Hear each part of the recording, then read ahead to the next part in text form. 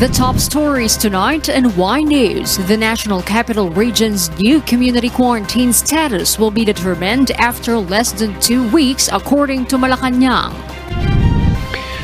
Clustering of COVID-19 cases nationwide increased to over 600. President Duterte's July 27 State of the Nation address will emanate from the Batasang, Pambansa.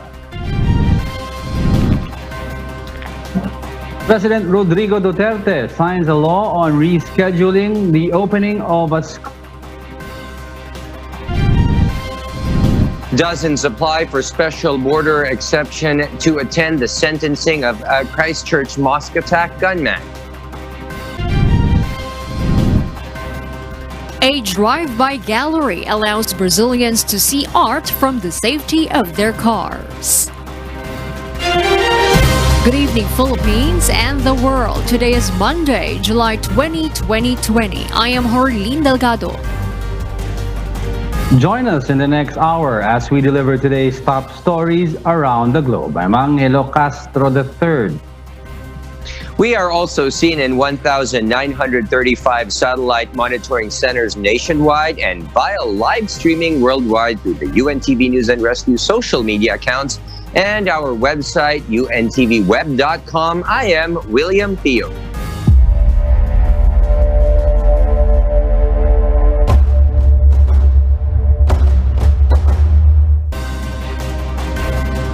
Malacanang reiterates that the new community quarantine status of Metro Manila will be determined in less than 2 weeks' time and will depend on the case doubling rate of COVID-19 and critical care capacity.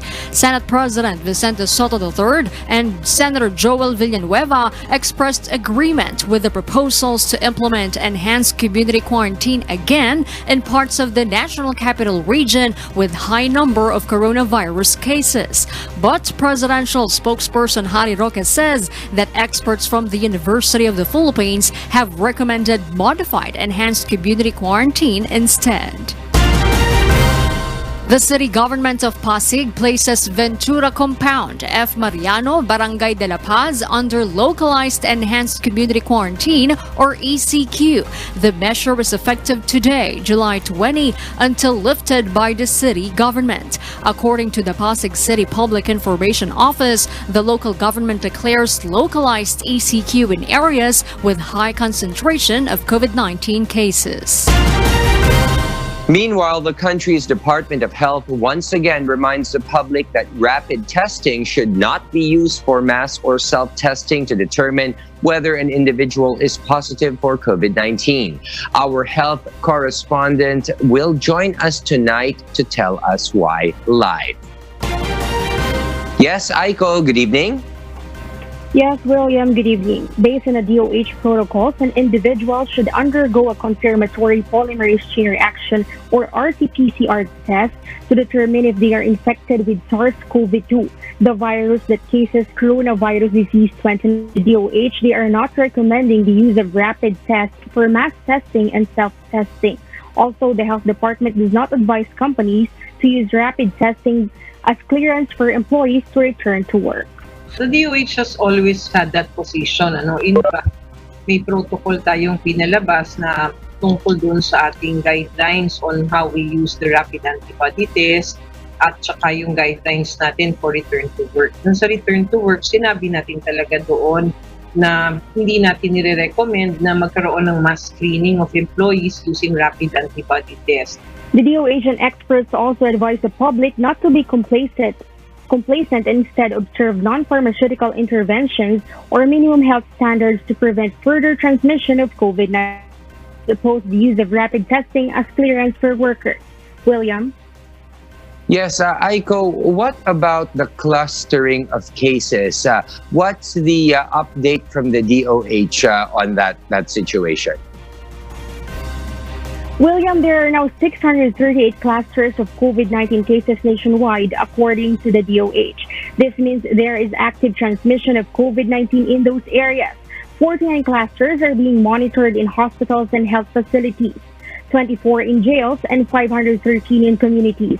Most of the clustering in communities are happening in the National Capital Region with 170 and in Central Visayas or Region 7 with 122 clusters. Also, William, those two regions have reported the highest daily cases recently. The advice of health authorities be extra careful, especially in areas with COVID-19. The DOH is also monitoring top provinces and cities by new cases in the week of July 12 to 18. Those are in Manila, Quezon City, Mandaluyong, Cebu City, Navotas, and Makati. William, meanwhile, last weekend, the University of the Philippines Octa Research Group reported that there is already a flattening of the curve in Cebu.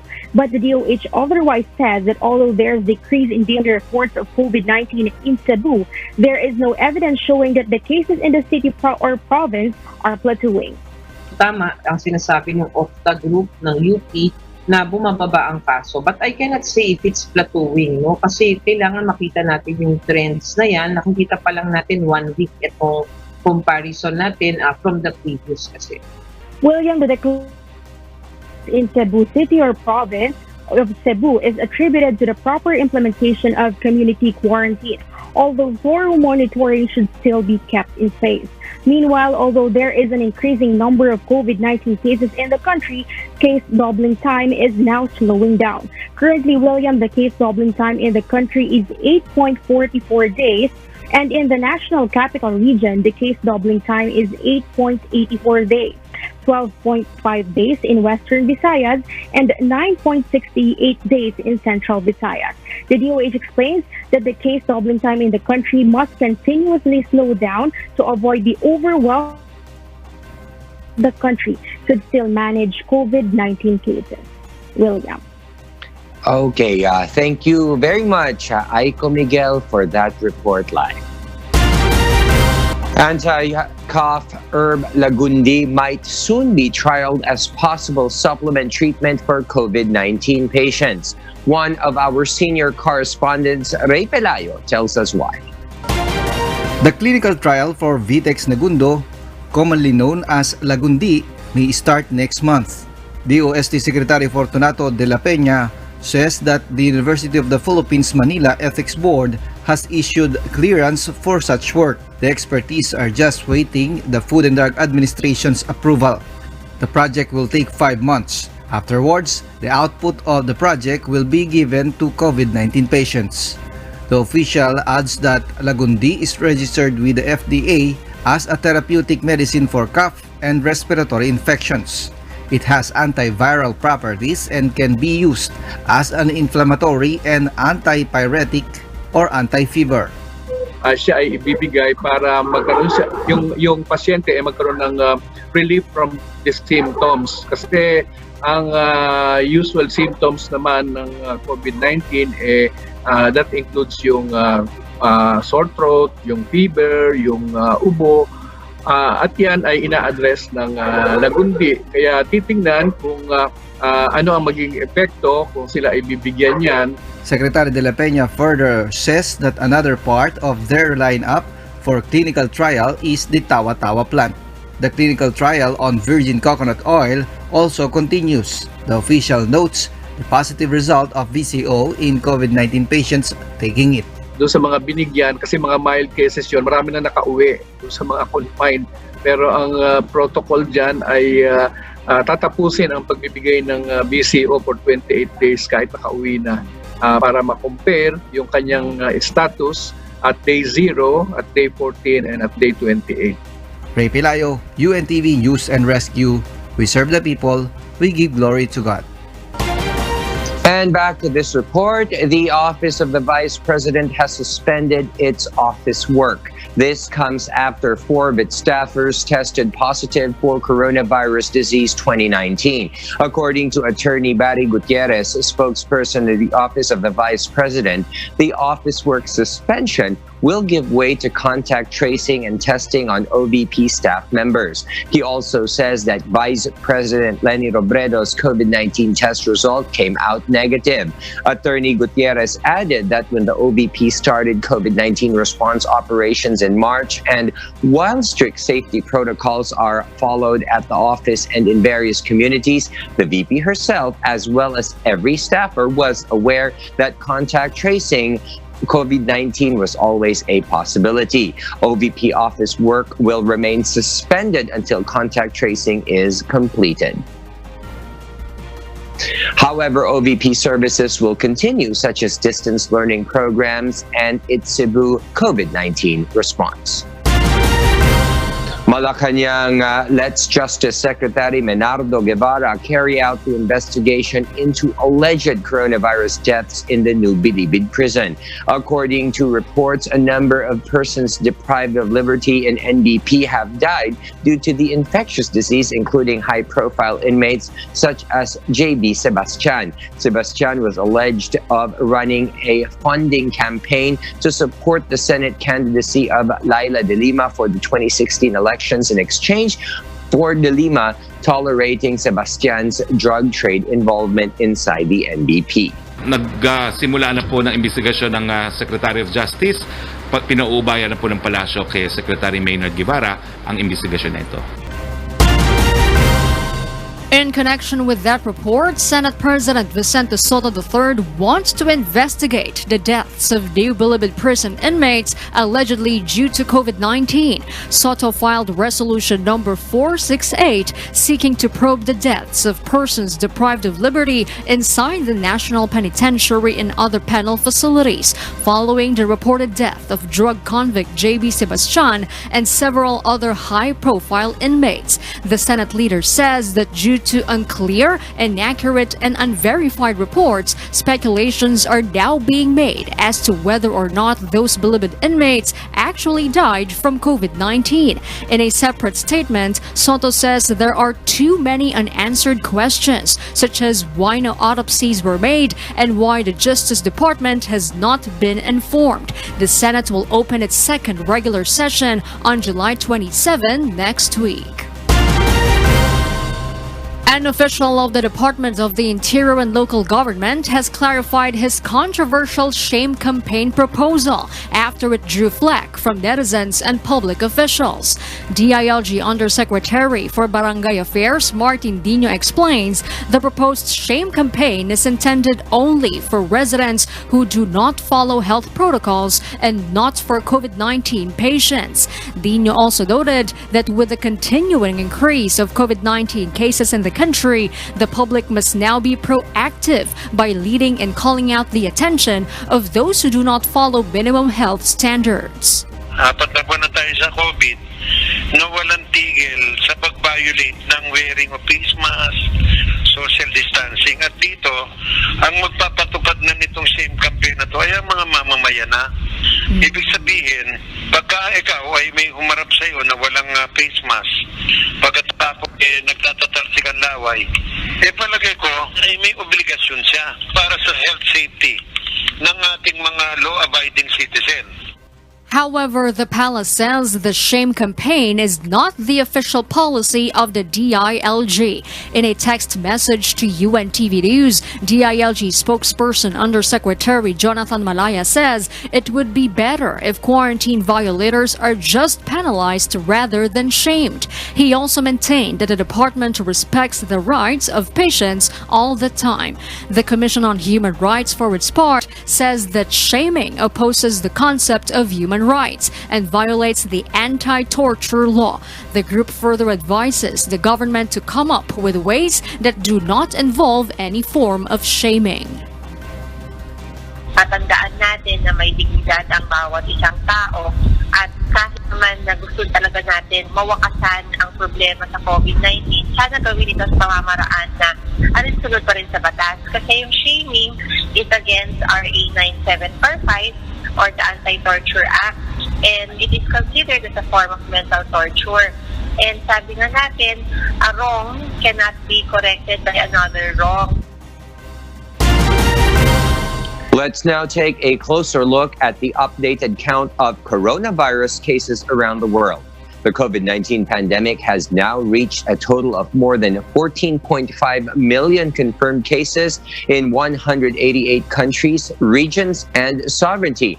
That's after more than 166,000 new cases reported across the globe in the last 24 hours. The fast-spreading disease has claimed over 600,000 lives, while the number of patients who have survived the deadly disease has surpassed 8 million. Thanks be to God. Meanwhile, the Philippines Department of Health says that 1,521 new cases were reported today based on test results done by 62 out of 84 laboratories across the country. That raises the total confirmed cases of coronavirus infection in the Philippines to 69,898. The top provinces with newly announced COVID-19 cases include the National Capital Region with 1,237, Cavite with 51, Laguna also reported 51 new cases, Rizal with 34, and Davao del Sur with 22. There remains to be 43,991 active cases of coronavirus infection in the country. Of those active cases, 90.6% are mild. We have lost 4 more patients. But through our fervent prayers, medical interventions, and sacrifices of our medical frontliners, 607 more people have won their battle against the invisible enemy. That brings the total recoveries nationwide to 23,072. Thanks be to God. The Filipino nation will hear the President of the Philippines deliver his 5th State of the Nation address emanating from the Batasang, Pambansa. Our Malacanang correspondent, Rosalie Cos, will explain why. President Rodrigo Duterte will be at the Batasang, Pambansa to deliver his 5th State of the Nation address or SONA on July 27. I can confirm for the first time that the President will be physically present in Batasang, pagdating po ng SONA sa 27 ng buwan na ito. A total of 50 lawmakers from both houses of Congress are expected to attend the event, although it is not yet certain if the President's cabinet members will be allowed to take part in it. The President's address will focus on the coronavirus pandemic. After much preparation, the President's SONA rehearsal has also been set. Meanwhile, the palace encourages rallies to conduct their protests virtually on SONA Day, especially that certain ordinances and regulations set by the Interagency Task Force are being implemented in areas under general community quarantine like Metro Manila. Na ang pagtitipon-tipon po ay magre-resulta sa mas mabilis na pagkalat ng sakit na ito. Pwede naman po magprotesta rin online. So sana po magsimbreng halimbawa sa lahat. Iwasan po muna natin ang pagtipon-tipon. Rosalie Cos, UNTV, News and Rescue. We serve the people, we give glory to God. Now, even PNP Chief Police General Archie Gamboa appeals to rallies to hold their protest on the President's SONA Day online. Leia Ilagan explains why. During a traditional State of the Nation address when the event takes place at the Batasang, Pambansa, Filipinos are allowed to take to the streets and express their sentiments against the government.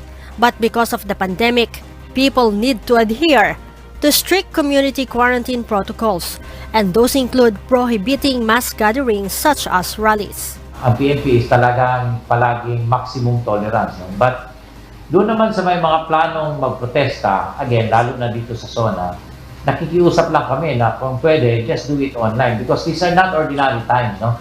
Directorate for Operations, Major General Emmanuel Licup confirms they will conduct a dialogue with militant leaders prior to July 27. So, yung ating gagawin po ay sinasabi natin na magkaroon tayo ng dialogo muna. Kung pwede, ipagbawal na or kayatin natin yung mga kasamahan natin na wag nang mag-protest action.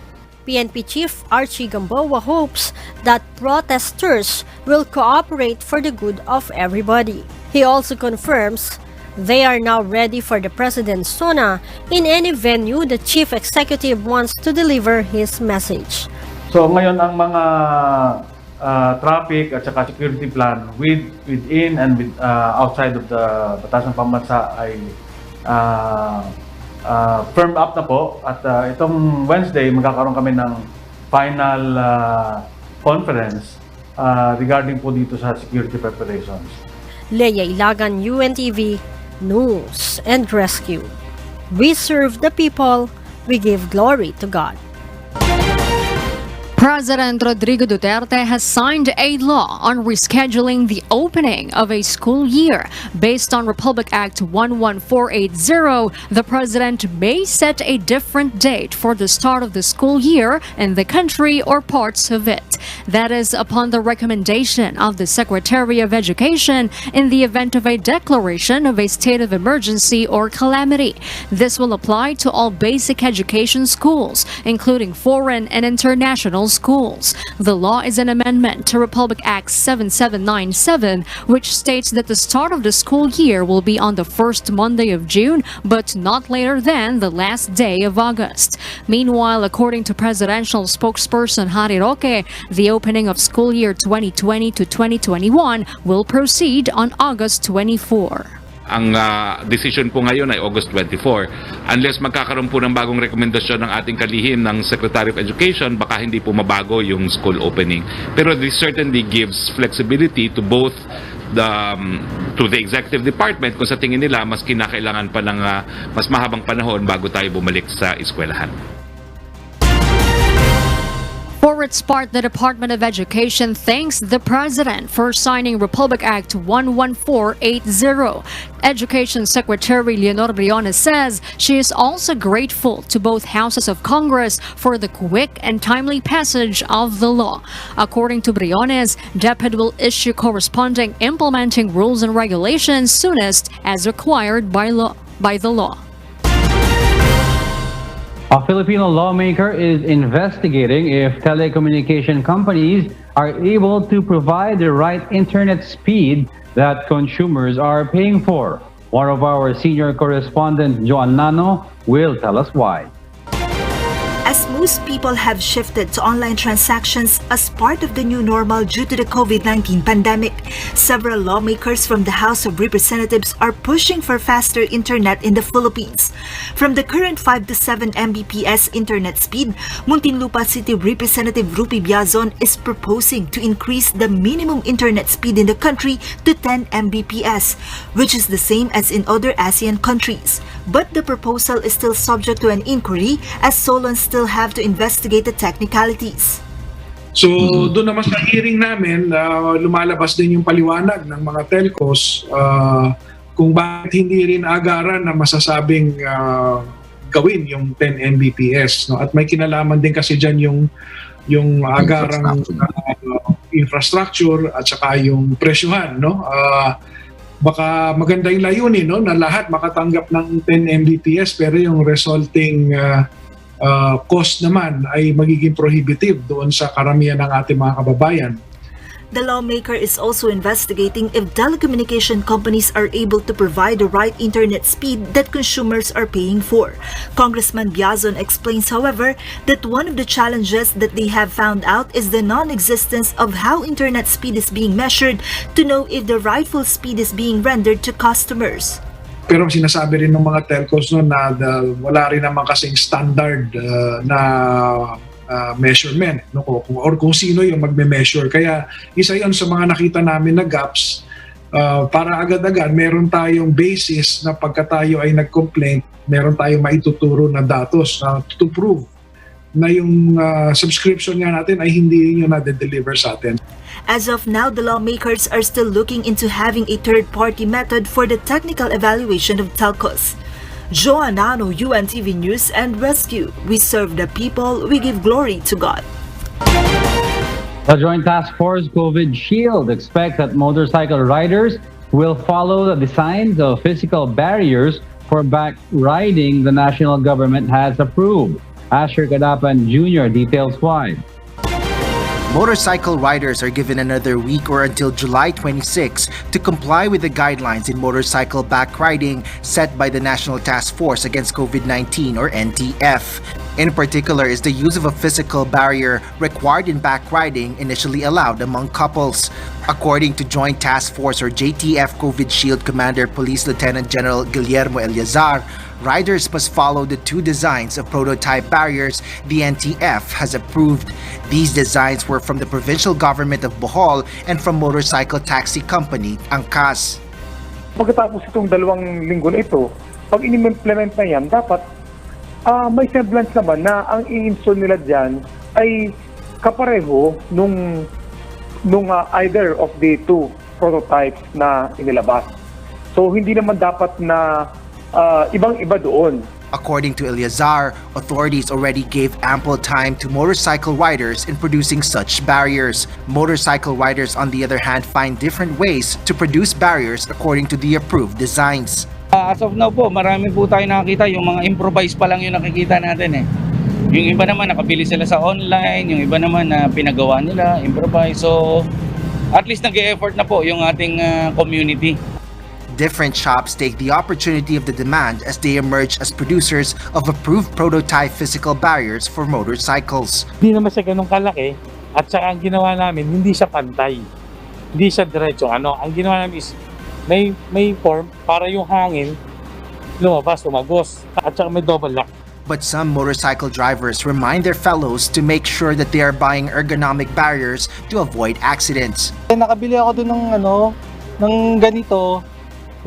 Nasa 1.3 din po yun eh. Kaso nasubukan ko kanina, hindi ako satisfied eh. Parang matatanggal siya. Meanwhile, rider Alvin Viola, who experienced meeting an accident due to a sudden blow of wind from a moving bus against the barrier he placed on his motorcycle, shares a piece of advice. Dahan-dahan lang, kung mabisa nyo lang palisong pababa.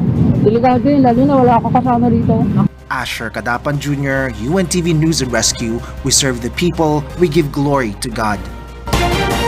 Jago William, we are on board the UNTV radio mobile booth and we are here in IBP Road in Quezon City. Let's take a look at the situation on the road. So far, here in our area, we have a light traffic for vehicles going to Litex. Meanwhile, we have a light to at times moderate traffic on the other side of the road for motorists going to Commonwealth Avenue. And for our weather update.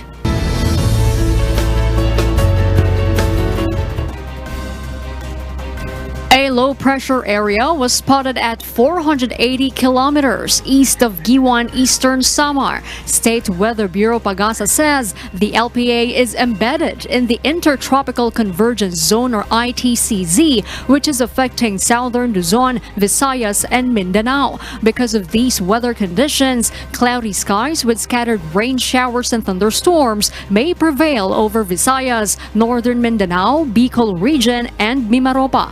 Meanwhile, Metro Manila and the rest of the country may experience partly cloudy to cloudy skies with isolated rain showers due to ITCZ or localized thunderstorms. Possible flash floods or landslides may occur during severe thunderstorms. The Philippine National Police will investigate some officials and personnel of the National Capital Region Police Office. Our police correspondent, Leah Ilagan, will give the details why. PNP Chief Police General Archie Gamboa confirms that he has ordered National Capital Region Police Office Director, Police Major General Dubol Sinas to look for possible quarantine facilities among PNP properties for police frontliners. This is the reason why Police Major General Sinas and other NCRPO officials and personnel went to Taguig City on Saturday for an inspection. But General Gamboa also says the said officers and personnel will be investigated for allegedly bringing firearms and for forcibly taking the cellular phone of complainant Arles de los Santos while taking a video. Probably, we will investigate doon kung paano nila kinary out itong order na to. No? But of course, alam naman natin na ang video would speak 1,000 words. No? That's why we will investigate on what happened during that confrontation. General Gamboa also explains that in accordance with PNP rules, A retired policeman shall leave the PNP quarters he used to occupy a month after his retirement. This is to give way to the other active police personnel to use the space. Arles de los Santos is a son of retired police executive Master Sergeant Arnel de los Santos. Ang ating mga kapulisan, officers and non-officers are provided with housing and quartering facilities when they are in the service. But of course, ang agreement dito, just like sa Krame, when you get a quarters here in Krame, ang first na requisite is you have to be assigned here in Camp Krame.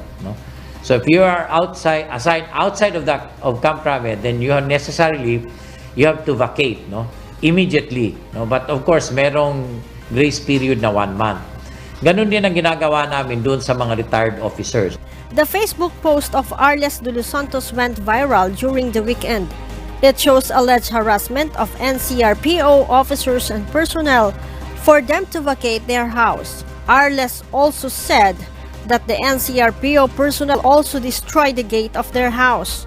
Major General Sinas explains that he ordered his men to clean the area because De Los Santos barricaded it with barbed wires, used tires, and private cars that disturbed the parking lot and motor pool area of the Southern Police District.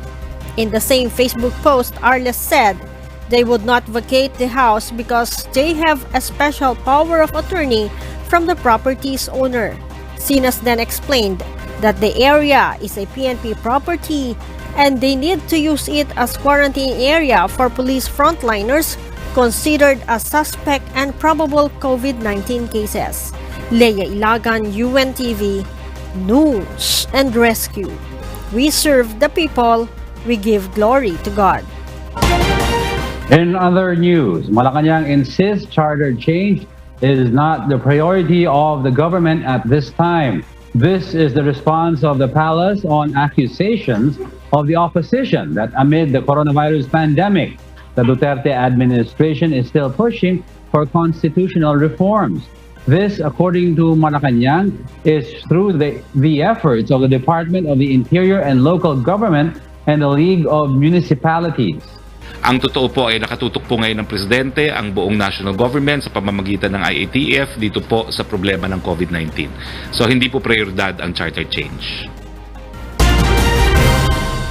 Meanwhile, the Quezon City government has issued an advisory calling on residents to be wary of posts which it says tries to distort the truth regarding the guidelines for the warrantless arrest of quarantine violators. Vincent Arboleda will tell us why. To avoid disinformation and distortion of truth about the guidelines for the warrantless arrest of quarantine violators within the locality, the Quezon City government felt the need to issue an advisory to clarify the matter. According to the Quezon City LGU, the guidelines for warrantless arrest will only be used in rare and extreme cases as there will be no deviation or change from the existing enforcement policy implemented in the city. The city government also mentioned that there have been posts circulating in the internet trying to distort the truth. Among the list of misconceptions, the local government clarified that while Quezon City mandates that masks should be worn in public areas and workplaces, there is nothing mentioned about masks in cars.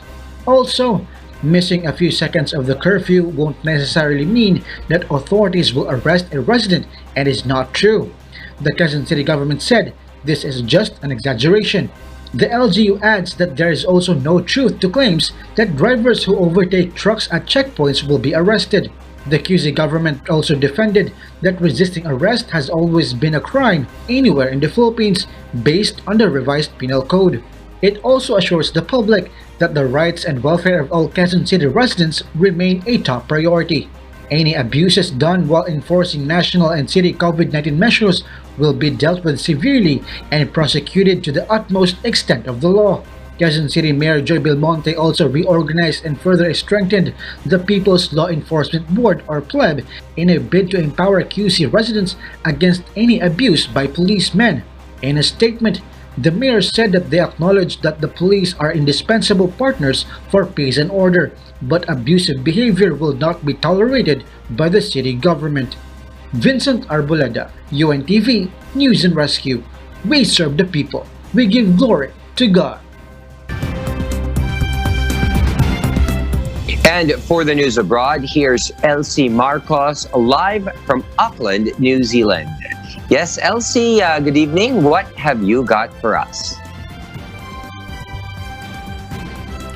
William, I will tell you why dozens of overseas-based victims and families have applied for special border passes to fly into New Zealand. And in Australia, the country fears of a second wave of coronavirus infections, while European Union leaders, after their summit, were on an impasse over a recovery fund.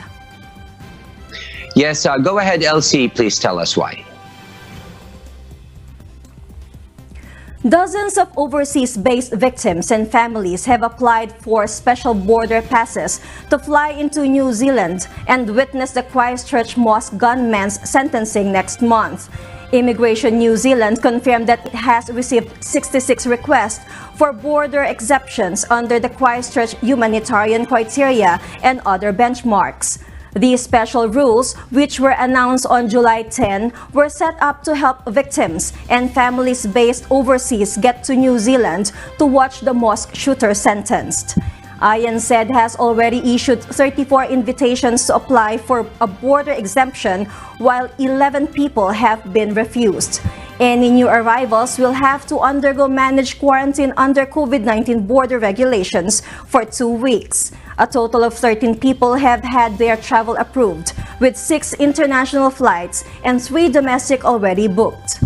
51 Muslims were massacred at the Al-Nur Masjid and Linwood Islamic Center mosques in Christchurch during Friday prayers on March 15 last year.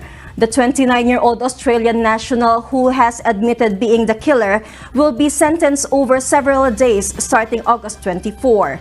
His sentencing has been delayed by the global coronavirus pandemic, but earlier this month, it was confirmed that it would begin on August 24 in the city his terror attack took place, and the hearing could last 3 or more days. The Ministry of Justice, alongside the courts, has been working to put in place technology options, including a live streaming link to help victims who are overseas and unable to travel to view the sentencing hearing and read the victim impact statements remotely. And in our neighbor Australia, authorities warned today that a surge in COVID-19 cases in its second biggest city, Melbourne, could take weeks to subside despite a lockdown and orders to wear masks as the country braces for a second wave of infection. Authorities in the state of Victoria reported 275 new COVID-19 cases on Monday, down from a daily record of 438 3 days earlier. In most Australian states, the disease has been effectively eliminated. Less than a month ago, Australia was widely heralded as a global leader in combating COVID-19, but quarantine lapses in Victoria triggered a flare-up in infections in June. An official inquiry into the outbreak began hearings on Monday. New South Wales, the country's most populous state, are stoking fears of a national second wave. NSW reported 20 new infections on Monday, the highest in 3 months. The transmission rate in the state is higher than in Victoria, despite social distancing restrictions being tightened. Australia has recorded about 11,800 coronavirus cases, with a death toll of 123, a fraction of what has been seen in other countries.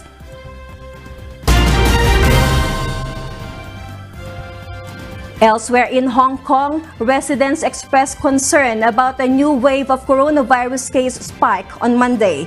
The city recorded more than 100 cases in a 24-hour period over the weekend. That is the highest daily count since the pandemic took hold in late January, authorities say. The rise in cases took the tally close to 2,000 patients, 12 of whom have died.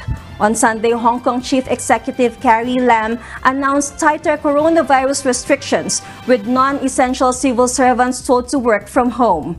Amusement parks, gyms, and 10 other types of venues will remain closed, including post offices, for another 7 days, while a restriction for restaurants to provide only takeaway services after 6 p.m. was extended. Wearing a face mask is mandatory in indoor public areas.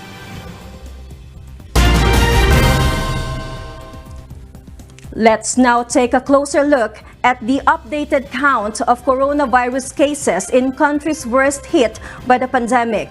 The United States of America now has over 3.7 million confirmed COVID-19 cases, with over 1.1 million recoveries.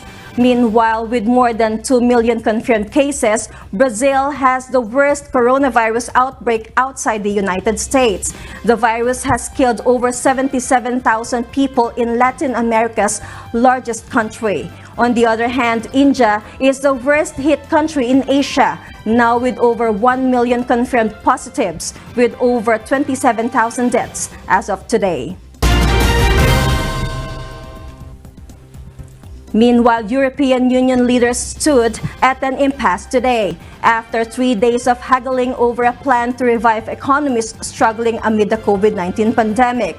No agreements were made over how to curb up a vast recovery fund designed to help whole Europe out of its deepest recession since World War II.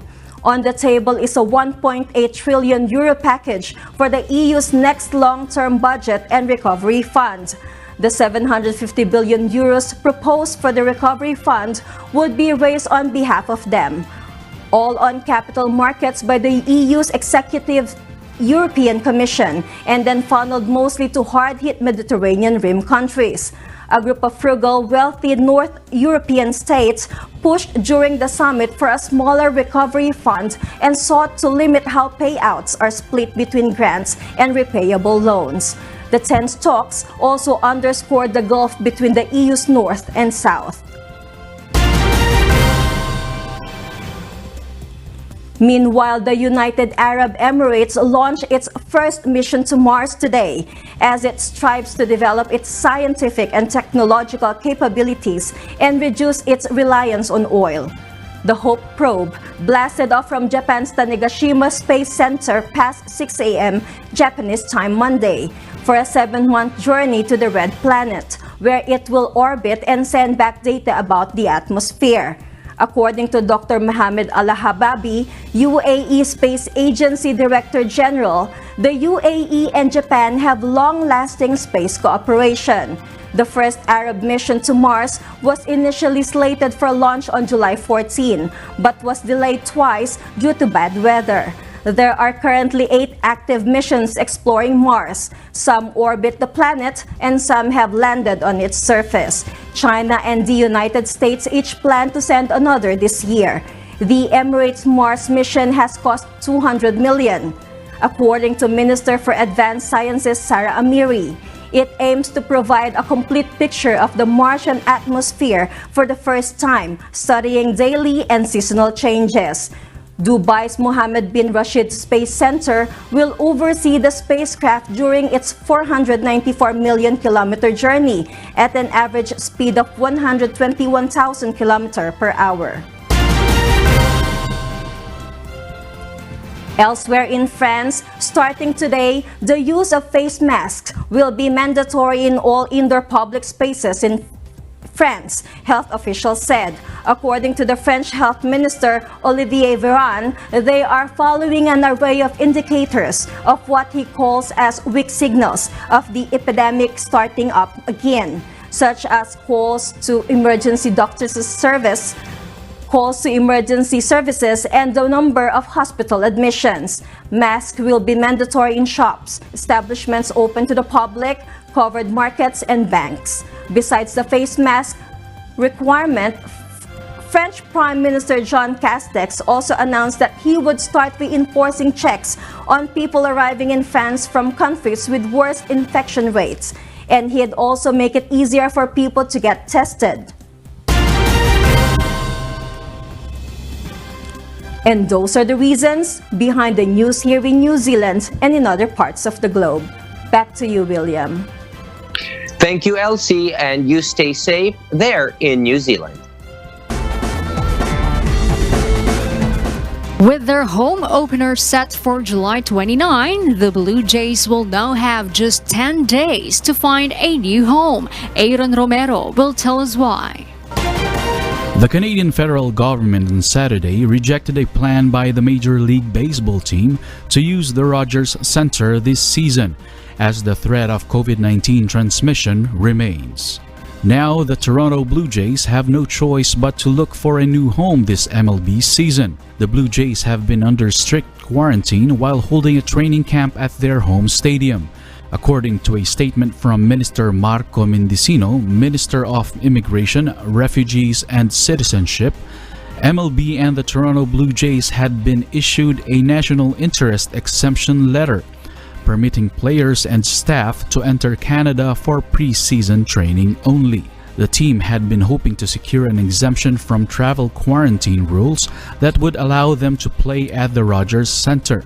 But unlike regular season, games would require repeated cross-border travel of Blue Jays player and staff, as well as their opponent teams into and out of Canada. Last week, the federal government extended the closure of Canada-US border to non-essential travel until August 21. Mendicino said that they have concluded the cross-border travel required for MLB regular season play would not adequately protect Canadians' health and safety. As a result, Canada will not be issuing a national interest exemption for the MLB's regular season this time around. Blue Jays President and CEO Mark Shapiro said in a statement that the team supported the government's decision. Both municipal and provincial governments had already given approval to the Blue Jays proposal, but the federal government turned down the plan as cases of COVID-19 soar in the United States. Shapiro said that the team was in the process of finalizing the best home location for the remainder of the 2020 season. Aaron Romero, UNTV, News and Rescue. We serve the people, we give glory to God.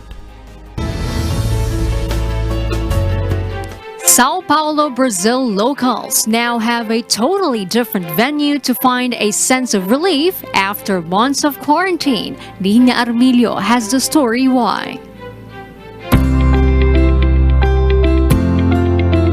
Drive-through cinemas, drive-in malls, now a drive-by art exhibition.